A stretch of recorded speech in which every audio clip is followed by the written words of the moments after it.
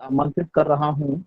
हमारे अगले वक्ता हैं पटना से श्री वीरेंद्र कुमार यादव जी, और ये जो है इन्हें भाषा प्रेम के संस्कार तो पहले से ही मिले हैं, अपने पिता से मिले हैं। आप जानते होंगे इनके पिता जगदम्बी प्रसाद यादव जी जो 15 वर्ष तक लोकसभा के सांसद रहे और संसदीय राजभाषा समिति के माध्यम से इन्होंने देश में भाषाओं के लिए बहुत काम किया। यादव जी राजनीति से जुड़े हैं, लेकिन राजनीति के मंचों पर भी भाषा की बात करते हैं। ये इनका भाषा प्रेम है। मैंने अनेक मंचों पर इनको राजनीति के मंचों पर भाषा के लिए लड़ते देखा है। और एक और बात इनके बारे में बताऊं कि जो विश्व हिंदी दिवस दुनिया भर में मनाया जाता है, उसके प्रस्तावक भी यादव जी थे। आज जब ये नई शिक्षा नीति आई है, इसमें क्या संभावनाएं और क्या आशंकाएं हैं, वे हमारे सामने रखेंगे। वीरेंद्र कुमार यादव जी, पटना से। सभी विद्वतजन को मैं नमस्कार प्रणाम करता हूं, और खासकर गुप्ता जी को इस आयोजन को आयोजित करने के लिए वैश्विक हिंदी सम्मेलन परिवार का भी अभिनंदन करता हूं। और एक अच्छा संयोजन शुरुआत किया गया है। तो जब मैं तो हिंदी की बात करता रहता हूं, लेकिन आज कुछ तकनीकी शिक्षा नीति में हिंदी की बात करना है, हमारी भाषा की बात करना है और भारतीय भाषाओं की बात करना है। जैसे वर्तमान सरकार ने नई शिक्षा नीति में हिंदी माध्यम, मातृभाषा या बोली को, स्थानीय भाषा को के प्रति गंभीरता दिखाई है। इससे भविष्य में बहुत बड़ा लाभ होने वाला है, क्योंकि जो बच्चे प्राथमिक विद्यालय में शिक्षा ग्रहण करेंगे, तो मुझे लगता है कि माध्यमिक माध्यम में भी हिंदी लेंगे तो आगे वो अंग्रेजी माध्यम नहीं ले पाएंगे। इस तरह से ऐसी संरचना रची गई है, मूल रूप से अंग्रेजी राज को जो समाप्त करने का है, उसमें एक बहुत बड़ी योजना बनाई गई है, जो एक स्वागत ये है और बहुत ही क्रांतिकारी है। लेकिन इसका क्रियान्वयन किस प्रकार होगी, कितनी कड़ाई से होगी, किस तरह से लागू की जाएगी, यह एक विचारणीय प्रश्न है। नई शिक्षा नीति प्राथमिक स्तर से भारतीय भाषाओं को शिक्षा देने की बात करती है। और मैं थोड़ा सा दृष्टांत को बदलते हुए कि शिक्षा नीति का जो आधुनिक भारत में 1835 में लॉर्ड मैकेले के द्वारा शुरू की गई, और भारत में शिक्षा नीति दूसरी बार 1854 में हंटर आयोग ने शुरू की। और मैं बताना चाहता हूं कि उस समय भी प्राथमिक स्तर में स्थानीय भाषाओं का महत्व था, और उसके बाद आजादी तक इसी प्रकार चलती रही। उस एक बार 1937 में जब कांग्रेस की प्रांतीय सरकार बनी, तो उसमें हमको लगता है कि इसको सुधार करने की कोशिश की गई, लेकिन सरकार अब तुरंत काल में समाप्त हो गई, तो इसको करा नहीं जा सका। फिर आजादी के बाद नेहरू के जमाने में 1956 में इसकी शुरुआत की गई, और उस समय भी त्रिभाषा फार्मूला आई, लेकिन नेहरू जी शिक्षा नीति नहीं बना पाए। और पहली बार शिक्षा नीति दौलत सिंह कोठारी आयोग के नेतृत्व में बनाया गया, और जिसमें प्रधानमंत्री इंदिरा गांधी थी। और मुझे लगता है कि उस समय मौलिक पुनर्संरचना की बात की गई थी, और हिंदी के प्रचार प्रसार और त्रिभाषा फार्मूला को पहली बार अधिकृत रूप में उनके समय हुआ।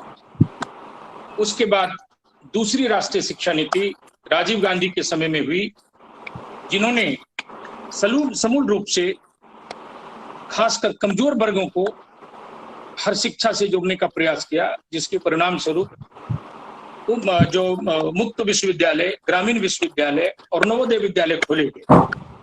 इस नीति में भी जो भी हमने राष्ट्रीय शिक्षा नीति में 6% खर्च करने की बात की है, तो पहली बार उस समय भी ये बात की गई थी।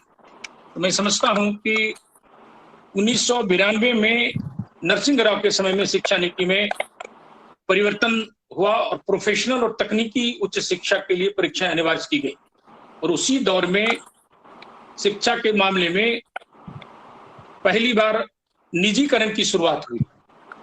और आज जब हम प्रधानमंत्री नरेंद्र मोदी जी की कार्यकाल में तीसरी राष्ट्रीय शिक्षा नीति आई है, तो अब तक जो है शिक्षा नीति, शिक्षा का निजीकरण का दायरा बहुत व्यापक हो चुका है। बीते 3 दशकों के कॉर्पोरेटीकरण में भारतीय शिक्षा के आग्रह को अंग्रेजी शिक्षा की जरूरत और जुनून ने लगभग दफन कर दिया है।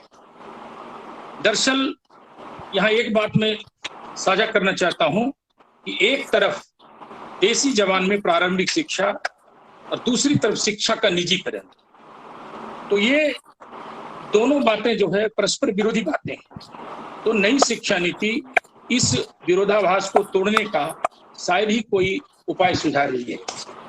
तो नई शिक्षा नीति में मातृभाषाओं को जो महत्व दिया है, इसकी चर्चा मैंने पहले की, लेकिन इसमें जो व्यवहारिक कठिनाइयां हैं उससे भी कुछ विद्वानों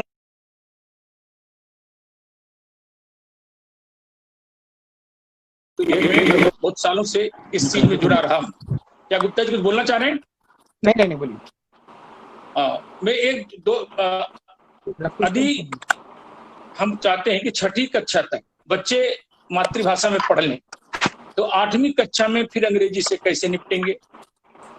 और एक बात जो मुझे आशंका करती है कि अखिल भारतीय नौकरियों के कर्मचारियों के बच्चे, उनके माता पिता का तबादला अगर होता है तो क्या करेंगे? प्रांत जब बदले जाएंगे तो क्या उनकी पढ़ाई का माध्यम भी बदलना होगा? यदि उनकी मातृभाषा में पढ़ने वाले 5-10 छात्र भी नहीं होंगे तो उनकी पढ़ाई का माध्यम क्या होगा? क्या उनके आगे की पढ़ाई उनकी मातृभाषा में होगी? क्या BA, MA और PhD अपनी भाषा में कर सकेंगे? क्या यह इंतजाम इस शिक्षा नीति में दी गई है? और अंतिम बात जो सबसे महत्वपूर्ण है वह है कि क्या ऊंची सरकारी और गैर सरकारी नौकरियां भारतीय भाषाओं के माध्यम से मिल सकेंगी? क्या भर्ती के लिए अंग्रेजी अनिवार्य होगी? यदि हाँ, तो माध्यम का यह अधूरा बदलाव क्या निरर्थक सिद्ध नहीं होगा? तो पढ़ाई का माध्यम मातृभाषा में, प्रादेशिक भाषा में या राष्ट्रीय भाषा में हो, और नौकरी का रुतबा और वर्चस्व का माध्यम अंग्रेजी हो, तो लोग अपने बच्चे को किस भाषा में क्यों पढ़ाएंगे? वो अपने बच्चे को कॉन्वेंट भेजना शुरू करेंगे। और कई अभी कोई वक्ता बता रहे थे कि राज्य सरकारें अपनी चलाएंगी, निश्चित रूप से चलाएंगे कि शिक्षा तो संविधान की समृद्धि सूची में है, तो अपने बच्चे को बड़े ओहदे पर करने के लिए वो हिंदी या भारतीय भाषाओं के ऊपर करेंगे। इसका भी एक निदान करने की आवश्यकता है। और आज जो समान शिक्षा की बात है, 50% बच्चे लोग निजी विद्यालय में क्यों पढ़ते हैं? तो इसमें मैं बराबर कहा करता हूँ कि इसमें सरकार का नीतिगत दोष है, क्योंकि हम अंग्रेजी को शिक्षा से, दीक्षा से, परीक्षा से, नौकरी से, सम्मान से, पैसा से, प्रतिष्ठा से जोड़े हुए हैं।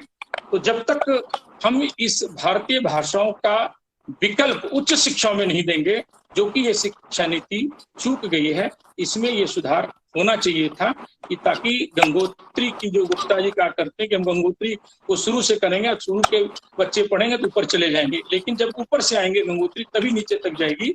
इसलिए मैं इस चीज को निश्चित रूप से सरकार से उठाता रहता हूं। और मुझे तो कभी कभी लगता है कि ये 2% दा अंग्रेजी दा वर्ग जो है, ये सभी नीति में शामिल होते हैं। इसमें बड़े बड़े नेताओं, बड़े बड़े अधिकारी, बड़े बड़े पूंजीपति, बड़े बड़े न्यायविद के लोग, ये सारे होते हैं और नहीं चाहते हैं कि भारतीय भाषाएं सत्ता की भाषा बने, क्योंकि इनके शक्ति को मिलता है और इस आधार पर ये शासकीय सेवा में शामिल होते हैं और समानता की जो बात होती है उसको वो खत्म करने की बात करते हैं। और सबसे अंतिम खतरा की बात है, यह शिक्षा नीति विदेशी विश्वविद्यालयों को भारत में जमने की छूट दे रही है। ये विश्वविद्यालय हमारे विश्वविद्यालय में क्या हीनता की गंती पैदा नहीं करेंगे? क्या ये अंग्रेजी के वर्चस्व को नहीं बढ़ाएंगे? और अभी हम अन्य राष्ट्र अफगानिस्तान, ब्रिटेन, रूस और अमेरिका की तरह हम भी अपने उच्चतम शिक्षा, शोध और नौकरियों का माध्यम स्वभाषा रखें तो निश्चित रूप से भारत शीघ्र महाभारत बन जाएगा। और प्रधानमंत्री ने विश्वास जताया है कि नई शिक्षा नीति नए भारत का नींव रखेगी और किसी नीति की सफलता तभी है जब व्यवहारिकता की कसौटी पर खड़ी उतरे। आज एक मजबूत, ईमानदार नौकरशाही की जरूरत महसूस की गई है और यही जरूरत आत्मनिर्भर भारत बनाने के लिए कारगर सिद्ध होगी। और शिक्षा और नौकरी दोनों में सरकार की प्राथमिकता प्रतिबिंबित होनी चाहिए। और अंत में एक बात करके समाप्त करना चाहूँगा मैं कि मैं विश्व हिंदी सम्मेलन समन्वय समिति का सदस्य हूँ और मैं विदेशों में भी प्रचार प्रसार करने जाता हूँ। तो कभी कभी मुझे लगता है कि विदेशी विश्व हिंदी सम्मेलन हमसे पूछ बैठे कि यादव जी आप तो विदेशों में हिंदी का प्रचार प्रसार करने चले आए हैं, तो भारत में इसकी गति इतनी शिथिल क्यों है? तो हम क्या जवाब देंगे? जब तक भारत में हिंदी नहीं होगी या भारतीय भाषा नहीं होगी तो विश्व में हिंदी कैसे हो सकती है? आज निश्चित रूप से हिंदी को भाषा, विज्ञान की भाषा, शासन की भाषा, प्रशासन की भाषा, न्याय और न्यायालय की भाषा बनाने की आवश्यकता है। तभी हम कह सकते हैं कि भारत के आंगन में नवान का उत्सव होगा और हिंदी का तुलसी दल पल्लवित होगा।